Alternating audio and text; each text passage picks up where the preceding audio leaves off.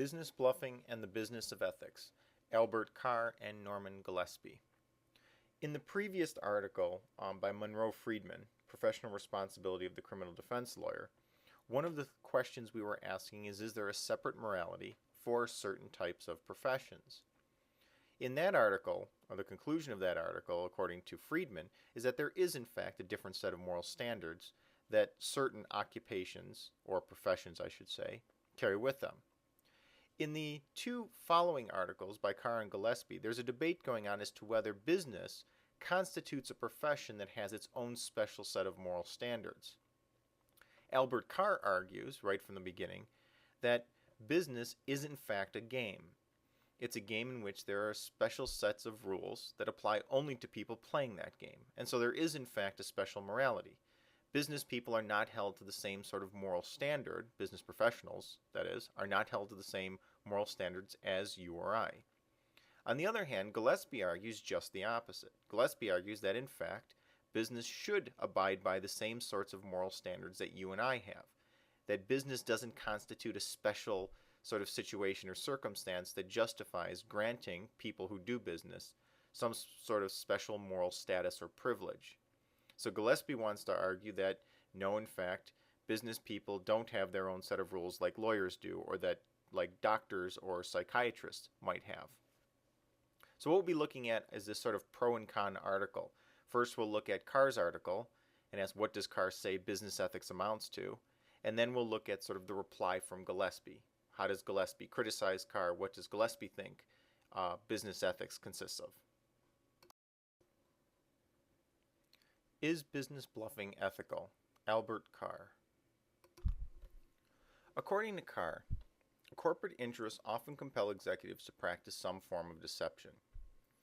Now I want to be clear here, when Carr's talking about deception in business, it's not necessarily the case that the sort of deception is illegal forms of deception, like lying on how much a corporation has made. Rather, we can think of any number of examples of deception in business.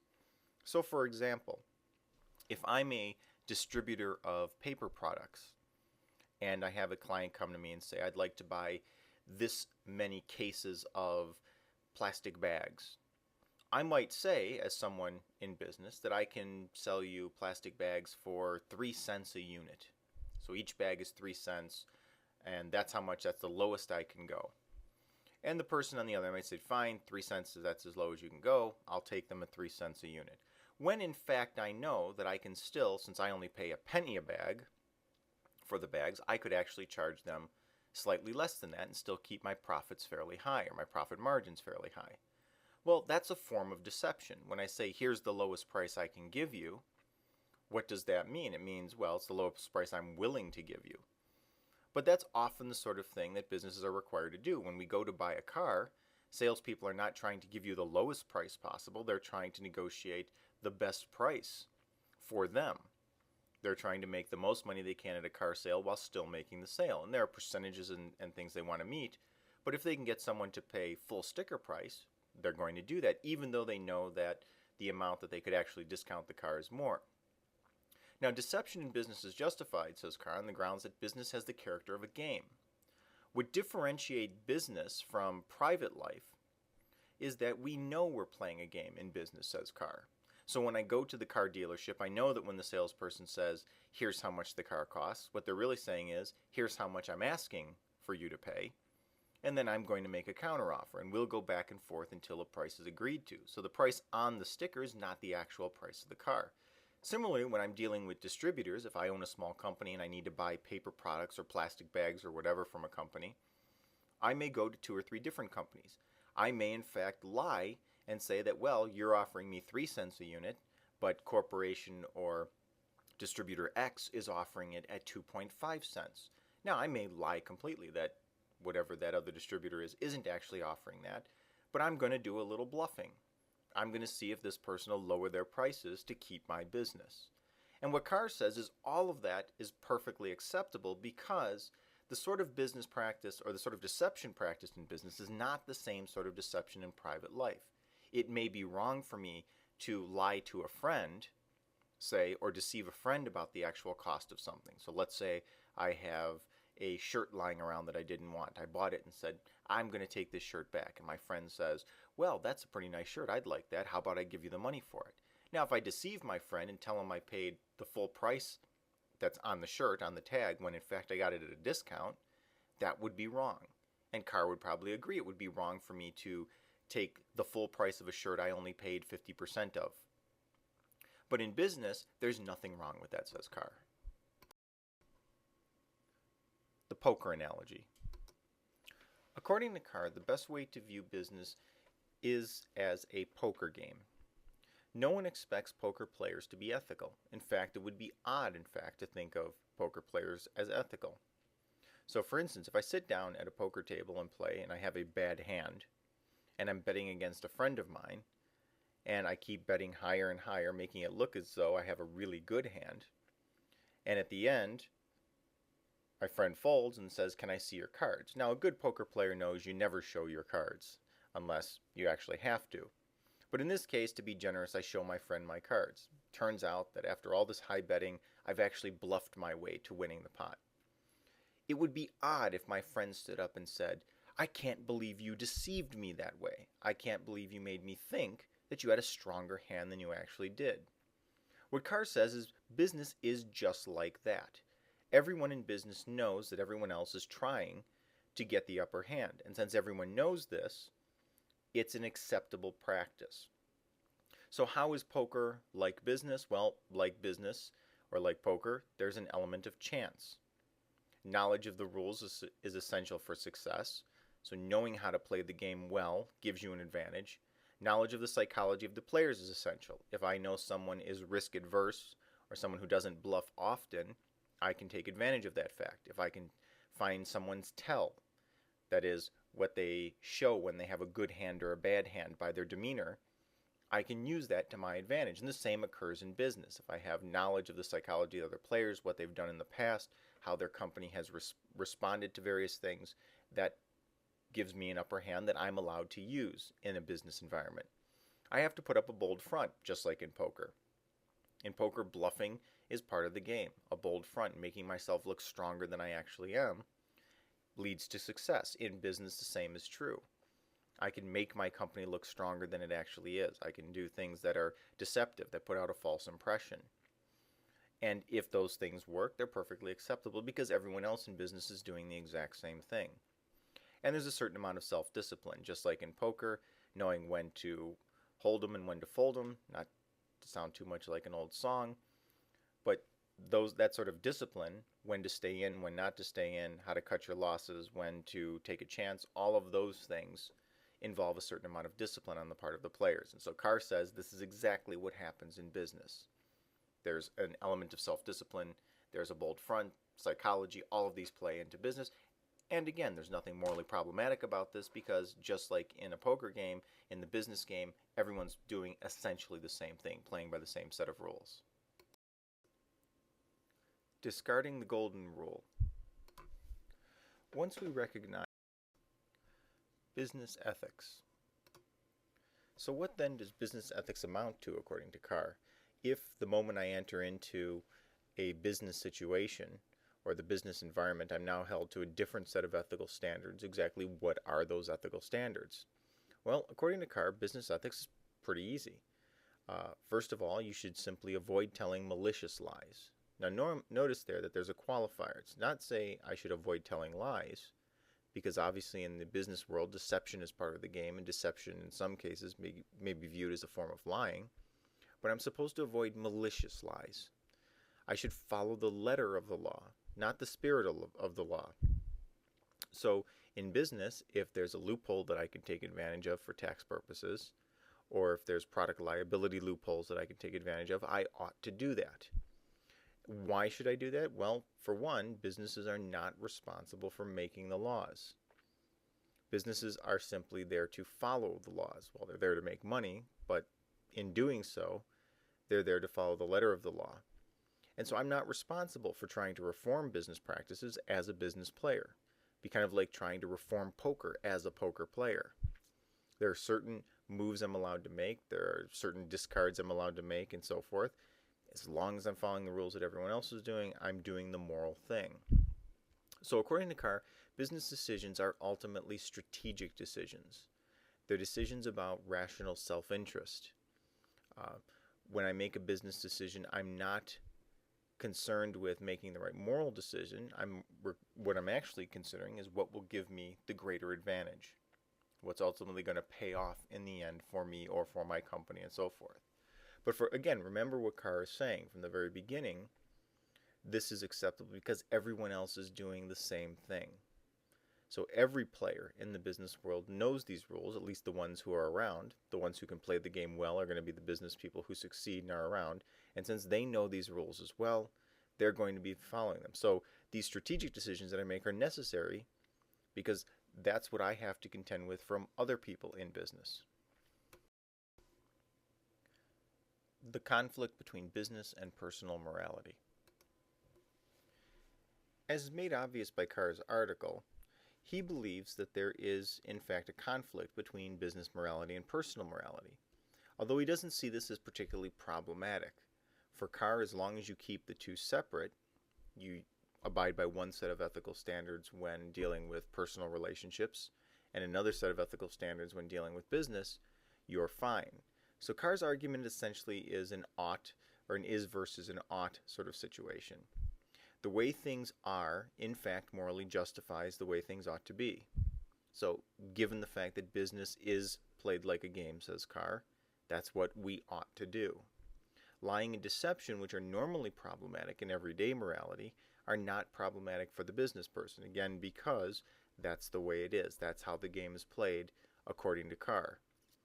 And political commitments and personal integrity, those sorts of things, from a personal standpoint, what you choose to do, for instance, with your personal time or money, giving to political campaigns or volunteering, that may be well and good, and you may have certain commitments or a personal integrity that you maintain. But once inside the business world, that no longer applies. Political commitments may be sacrificed as an expense of doing business. That's just what you have to do in order to get ahead. And this is actually fairly common, particularly this last point. Any student can go online and actually find the state of Ohio has a list of political contributions. And you'll note that a number of corporations, a number of businesses, and individuals even, will donate to both political parties or both candidates in a race. Sometimes more, giving more to one or the other candidate, but essentially hedging their bet. Again, making it a strategic decision. Now, one might say, doesn't that lack a certain amount of integrity? Doesn't it lack a certain amount of commitment? And possibly you might say it does, but from a business standpoint, it makes good sense. If it turns out that the candidate that you didn't support wins, your business may not do as well. You may not have the ear of that politician. And so as a strategic decision, it makes sense to give to both candidates, and which is often the times what you see on lists of political contributions. So Carr says this is perfectly acceptable. You may hate the person running. You may stand personally against everything they stand for. But if it makes good business sense, then because that's the way business is done, that's what you ought to do. The Business of Ethics, Norman Gillespie. If Carr's article leaves you thinking that perhaps there might be something more to business ethics or morality than simply playing the game of poker, then Gillespie's article is going to be extremely appealing, because Gillespie takes on directly the arguments that Carr makes for his poker analogy and for this particular view of business ethics. So Gillespie is going to reject Carr's notion that the ethics of business is like a poker game. First thing he does is going to give sort of a summation of what he takes to be Carr's central arguments. And then he's going to show that these arguments just don't hold up to scrutiny, that we can come up with counterexamples, or we can give reasons why we might want to reject that sort of notion of business ethics. In doing this, he's mainly going to attack that poker analogy. So he's going to argue that the poker analogy is an inappropriate model for thinking about business ethics. 3 positions of Carr's articles. This is Gillespie's take on Carr. If a business practice is not illegal, then it is morally permissible. According to Gillespie, this is essentially what Carr is saying in his article. As long as I haven't violated a written law, not even an implied law, but simply a written law, then I've done nothing wrong. So if it's not against the law, then it must be morally permissible. If a business does not take advantage of a legal opportunity, then others will. So, just like the poker analogy, if I don't take advantage of someone's weakness, or if I don't take advantage of the tell that they've given so that I know that they either have a good hand or bad hand, someone else is going to do it. And so it makes sense for me to do it. If a practice is so widespread as to constitute the norm, everyone expects conformity. So if everyone else is doing it, according to Gillespie, this is what he believes Carr is saying, if everyone else is doing a particular act or engaging in a type of business practice, then I'm to do it as well. Now, the first point, that if it's not illegal and it's morally permissible, is making a very broad assumption. And Gillespie notes this, that legality is not equivalent to morality. So the fact that something's legal doesn't make it moral. The fact that something is moral doesn't necessarily make it legal. So we talked about this in the first chapter in the introduction to the course. So Carr seems to be relying on this, says Gillespie, and this is inappropriate. In the same manner, what's unethical is not necessarily illegal, and what's illegal isn't necessarily unethical. All of these essentially saying the same thing. So Gillespie wants to look and say, first we have to recognize that Carr fails to make that connection, the connection between legality and morality. Just because something isn't illegal doesn't mean it's moral. 2 and 3, the second 2 points, are addressed to varying degrees of the discussion of the disanalogy between poker and business, and a discussion of the nature of moral duties. So, according to Gillespie, taking advantage of a legal opportunity than others will, well, that's fine, others may do that, but that doesn't necessarily make it right. And in part, that the problem with that is that business is not a poker game, which we'll get to in a moment. And the same thing with the practice being widespread. It doesn't matter whether everyone is doing something, that doesn't make it right. The fact that at one time the majority of the people in the United States believed slavery was acceptable in no way constituted a justification for slavery. And people did in fact believe in conformity, even to things like slavery or to women as second-class citizens. All of those things were widespread notions. People expected you to behave in certain ways, but in no way did that make those practices justifiable. Business is not a game. Gillespie notes a number of problems with the poker analogy made by Carr. To begin with, the poker analogy may well tell us how things are, but not how they ought to be. So, as philosophers like to say, or ethicists like to say, you can't get an ought from an is. And we talked about this again, going all the way back to the beginning of the course. The fact that something is a particular way doesn't tell me anything one way or another about whether it ought to be that way. So the fact that in business, deception may be a widespread practice doesn't mean it's necessarily a good thing or a morally justified thing. And so for Carr to rely on that is to make this sort of disanalogy, to make a connection that just isn't there. There are a number of things that are the case. We can still ask of Carr, should it be the case? Ought this to be the way business is done? The second problem with the poker analogy deals with the stakes of the game. There's more at stake in business than the pot of a game. If I'm a poker player and I come to the table, and assuming that I've brought my own money to the table and that there's no one else depending on that money, so I don't have a family that I've promised to support or something along those lines, if I take my money, put it into the game, and lose all of my money, what's at stake is what I've put into the game. I'm the only one who loses in that sort of situation. But businesses that play the game of poker, or play their business in a way that's like a poker game, can harm a number of individuals. So bluffing, lying, deception can hurt consumers. It can hurt the people that work for the company.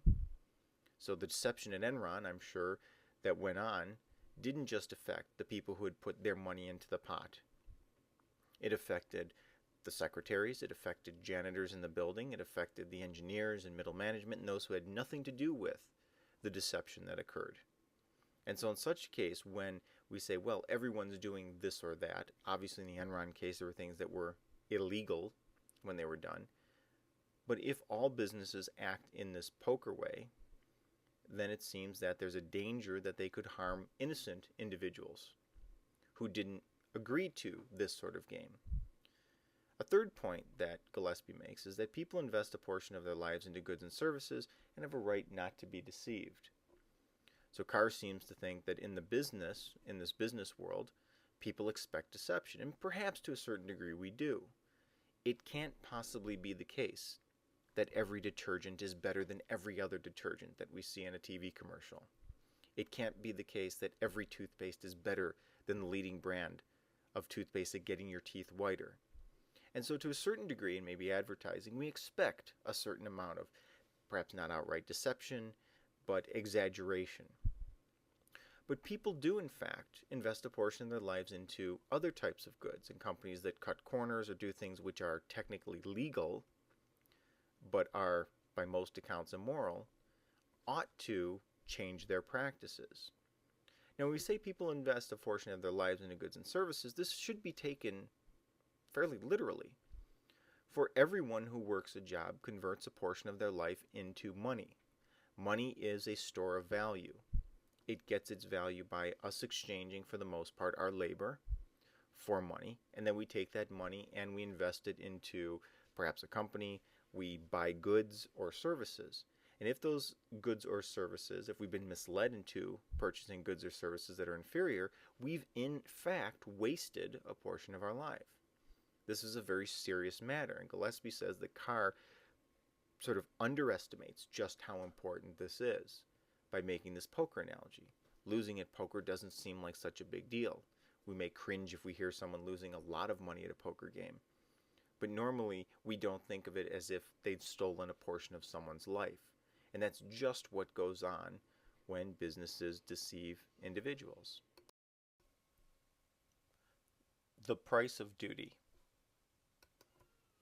Although Gillespie disagrees with Carr's assessment of what business ethics amounts to, he does note that given the fact that a number of people may be engaged in a particular type of practice in business, there may be circumstances under which we're exempt from doing what's morally required of us. So Carr's argument is that since everyone's doing this sort of activity in business, these sorts of deceptions and whatever, that we ought to do it as well. But that's not actually a moral justification. But Gillespie does note that there are times in morality when doing the morally right thing may have too high of a cost. So what Gillespie wants to know is, what are the duties of those working in business? What exactly are the things I'm required to do? Are we obligated to do our duty even when everyone else isn't doing their duty? So in business, if everyone else is engaging in deception and I don't, am I still obligated to continue doing that even if it puts me at a disadvantage, say? And are there times when we are exempt from doing our duty altogether? In other words, we can't be morally blamed for not doing our duty. When it is permissible to not do our duty. As I mentioned, there are times when morality allows us to not perform what is normally our moral duty. Now, in Carr's article, as we mentioned, the business executive is not exempt from everyday morality. In fact, the business executive and business people generally must abide by the same sort of moral standards. That's essentially Gillespie's argument. But there are times when it's not permissible to do our duty. And in most cases, the business executive is not faced with one of these exceptions. So what are these exceptions to our duty? Well, the first is when the moral cost of obeying a standard may be too high. So for instance, we all have an obligation, for instance, to keep our promises. So you imagine I make a promise to meet you for lunch. While on my way to lunch, I notice someone's been in a car accident and they're lying on the side of the road bleeding. Now, if I stop to help them, I won't be able to make our lunch date, which I promised I would make just the night before. Well, clearly in a case like that, to keep my promise, which I think most of us would agree is a moral obligation, to keep that promise would mean that I would be sacrificing someone's life in the process. So in such a case, what someone would say is my moral obligation of keeping that standard of keeping promises is overridden by the cost of that human being's life. The second time when it's permissible not to do our duty is when the cost of fulfilling the duty is too high for the individual. So there may be circumstances in which doing the right thing means that I would, say, risk my life. So for instance, if there's someone drowning in a lake, they're calling for help, and I'm the only one there who can assist, but it turns out I'm not a particularly good swimmer. In fact, other than sort of a modified doggy paddle, that's about the best I can do. Now, it's true that if I were to jump in and swim out there, it would be morally admirable. But the odds are that if I did that, by the time I got to the person, I would probably be too tired to get myself and that person back to shore and would end up drowning myself. So when the cost to me is too high, I'm not morally obligated to fulfill the duty. So normally, those of us who can swim well, or those who would have access to a boat or to a life preserver or something, would have an obligation. But in a situation where my own life would be put in jeopardy, and given that I can't swim, there's a high probability that I wouldn't come back if I actually tried to save this person, you can't require that I fulfill my duty in such a case. Finally, there's the third time when it's permissible not to do our duty. Morally desirable states of affairs can be produced only by everyone or virtually everyone doing his or her part. This comes directly from page 74. These types of cases are normally what we call in morality coordination problems. So for instance, let's say I have a moral objection to eating meat. I think it's wrong to eat red meat. If tomorrow I were to stop eating meat, the odds of that one act having any impact on the meat producing packing industry is minimal. In fact, one would say that it would probably have absolutely no impact on the amount of meat that's eaten or consumed in the United States. And it may be even true that if 30, 40, or 100 people stop eating meat, that even in such a case, nothing would be done. So if I really think there's a moral duty not to eat meat, it's also the case that the only way I can have an impact on reducing the amount of meat eaten is if everyone or nearly everyone were to also do the same act. In such cases, I may be exempt from doing my duty. In other words, because it requires all these people at the same time to get any effect whatsoever. Now, this is not a case where, for instance, if I act individually and can affect the outcome, then I may still have a duty to do that, even if everyone else isn't. But in cases where it requires a large number of people to do the same action in order to get the desired outcome, I may be exempt in such cases from doing what would normally morally be required of me. Exception that proves the rule. The three exceptions to doing one's duty should not be mistaken to entail the following. One, that ordinary rules of morality do not apply at all, and that business has its own distinct set of moral rules. So when we say there are exceptions, that's just it. The rule, normally, for all people engaged in business activities is to follow what everyone else's morality requires of them. Now, note here that Gillespie hasn't given you a moral system. We might go back to the moral theories we studied at the beginning of the course. So a Kantian or utilitarian or Rawlsian sort of justification for particular rules or actions. What Gillespie says, whatever morality is, whatever moral duties we do have, the business executive is not exempt from them in the ways that, say, the lawyer might be exempt in virtue of supporting the legal system. So the fact that we have a legal system that requires certain actions, that the lawyers perform certain actions that would normally be morally impermissible for the rest of us, is an exception. So Gillespie says ordinary rules of morality do apply. Honesty, truthfulness, not harming, all of those things are still going to apply to the business person just like it does to everyone else. And again, the fact that there are exceptions to the rules doesn't mean that business has its own distinctive set of moral rules. So Gillespie's disagreeing wholeheartedly with Carr. Business ethics doesn't amount to what Carr says it does. In fact, businesses should be following the same sets of rules that the rest of us follow. Conclusions. So to sum up what Gillespie's article holds, we have the following. 1. Duties in business do not constitute a separate form of morality. So Gillespie holds that there is no separate moral code, there is no poker game that we ought to be appealing to. Business executives should not use the excuse that business has its own set of standards to thwart reform. So business executives, knowing that what goes on in business ought not be the case, because it does in fact go against ordinary morality, should not attempt to maintain the status quo. They should in fact allow or at least not hinder any sorts of reform to business practices. And certain moral dilemmas in business can be resolved by removing the circumstances that lead to the dilemma itself.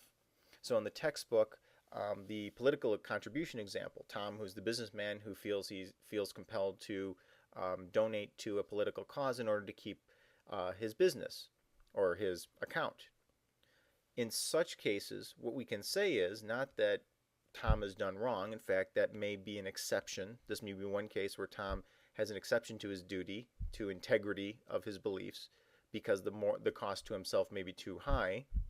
What we might want to say about Tom is not that he did wrong, but that he shouldn't have been put into those circumstances in the first place. That it's an inappropriate practice in business. Does it happen? Of course it happens. But should it go on? Well, no. And that's the sort of conclusion that Gillespie makes by giving the example in the book. Tom didn't do anything wrong. He made sure he could provide for his family. He made sure that his business didn't go under by contributing to a candidate who he's ideologically opposed to. But what we should be looking at Tom, we should feel bad for Tom, in fact. We should say, yes, perhaps in this case you had an exception to your duty, but you shouldn't have been put in that situation in the first place.